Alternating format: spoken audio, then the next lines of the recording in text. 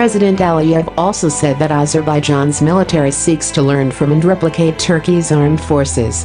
This goal likely motivated Baku to procure Bayraktar drones, especially in light of their successful use in combat by Turkey recently in Syria and Libya. I believe Azerbaijan was inspired by Turkey's innovative and decisive drone strikes in Syria in late February, early March, and Libya last May, Briza said.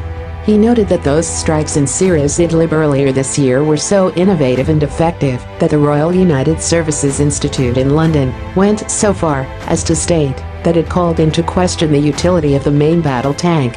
In the future, main battle tanks will require advanced electronic warfare and short-range air defense systems to defend themselves against such attacks. However, Samuel Bandit, an analyst at the Center for Naval Analyses, CNA, and adjunct senior fellow at the Center for New American Security, CNAS, questioned how effective Azerbaijan's drones have been in this conflict so far. Basically, Azerbaijan may not have gained a significant advantage since it is still suffering losses in men and material, and it's also losing some of its drones to Armenian forces' extensive air defenses, he said. But it has certainly gained an advantage with a weapon that can cause additional stress and attrition to the Armenian and Nagorno-Karabakh forces. Bandit noted that the main advantage of a drone like the Bayraktar is its ability to cause physical and even mental damage against its opponents, even if it doesn't actually complete its mission. It achieves this by demonstrating its capacity to strike at will.